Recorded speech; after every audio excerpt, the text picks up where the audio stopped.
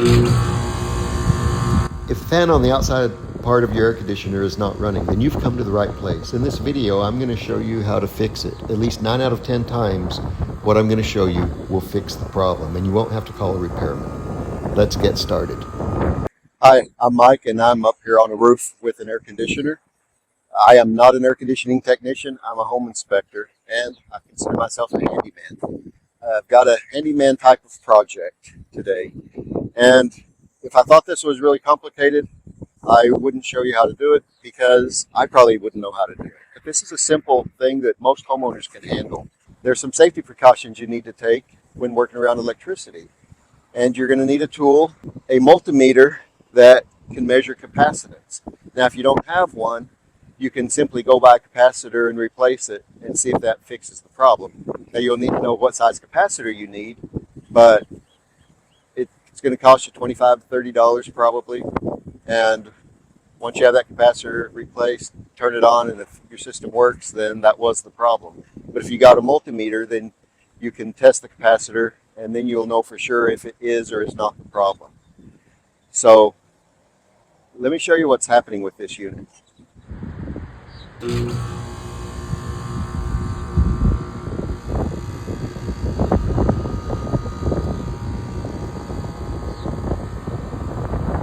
So you can see that the fan does not run when I try to turn on the unit, and that's why I suspect the capacitor. Either the fan has gone bad or the capacitor's bad.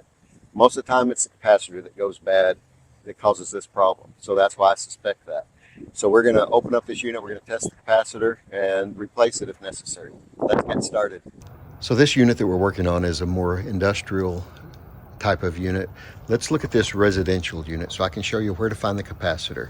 What you do is find where the electrical comes in, and that's right here. This is the conduit. You follow where it comes in right here. So this would be the panel you would remove to get to the capacitor. And on typically any unit, you find where the electrical comes in, and there'll be a panel above it that you need to remove to get to the capacitor. And here's a picture of some typical capacitors so you know what you're looking for. Now in the video, you're going to see that I test the capacitor while it's still in the unit. That's because I knew what size capacitor it was already. But what you're going to look for is this symbol here. That's microfarads. And then you see 45 and 10. So it's a 45 by 10 microfarad capacitor, and it says plus or minus 6%. So it needs to be 45 plus or minus 6% for the compressor and 10 plus or minus 6% for the fan. And you're going to need those numbers while you're testing it, or if you go to buy a replacement. Okay, so I've turned the electricity off. It's critical you turn electricity off when you're working around electrical equipment. So I've got the breaker off. Now I'm just going to open up the panel.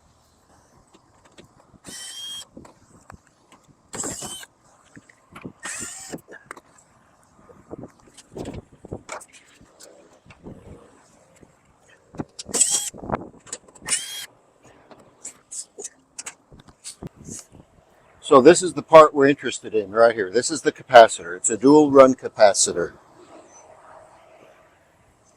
So I need to take the wires loose. First I'm going to take a picture so I know where the wires go back to. So I hook the new one up correctly.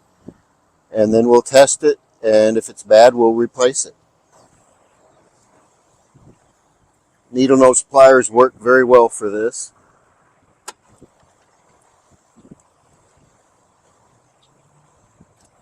Okay, these capacitors hold an electrical charge, and if you touch across two capacitors while it's holding a charge, you could get a nasty shock. Now, it's not going to kill you, but it's going to hurt.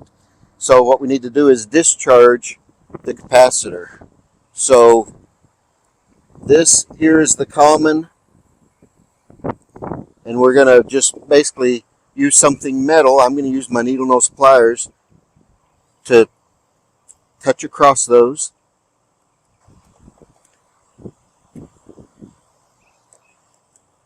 I'm going to do it a couple of times because I don't like to get shocked. Okay, so it should be good and discharged.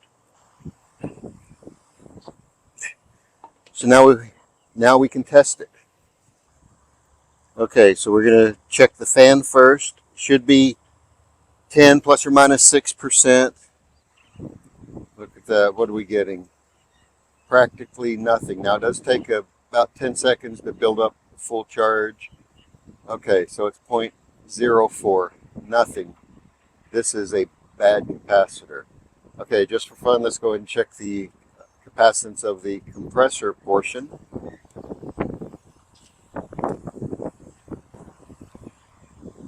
So one of these says Herm. This says Herm here. So we check between the common and the Herm. Let's see what we get. Okay, you can see it building up. We've got 4 right now.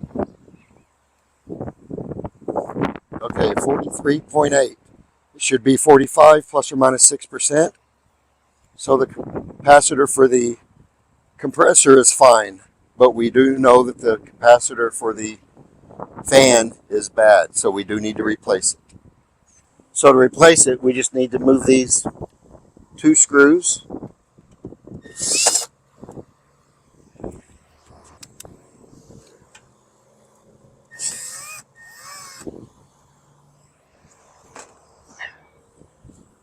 And hopefully I can push it out of here with these wires in the way.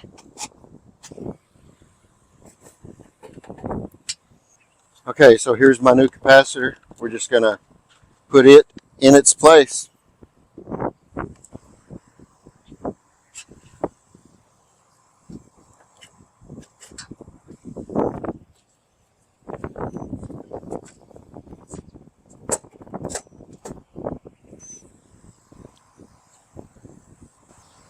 Okay, now we just need to put the screws back in.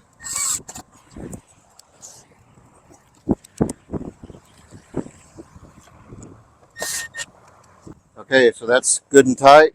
Then we replace the wires. It's critical the wires go back to the same place they came off.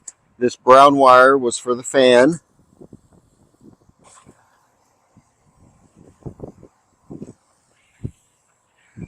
Purple was for the compressor.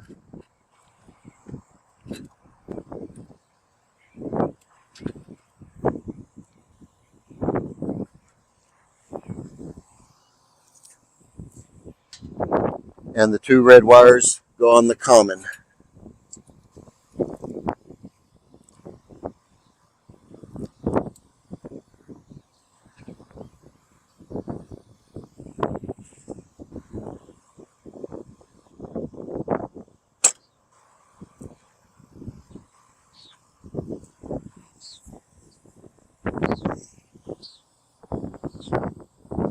Okay, now we just need to put the cover back on, and I think we'll have a working air conditioner.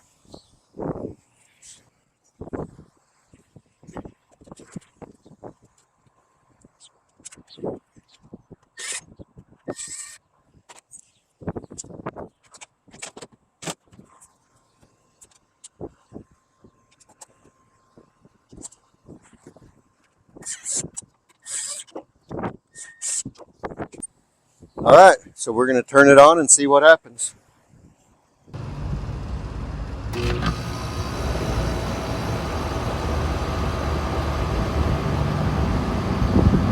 So look at that. It's running perfectly. So it took a $37 capacitor and it took me about 10 minutes. There's precautions you need to take around the electricity. Make sure the power is off. Make sure you discharge the capacitor.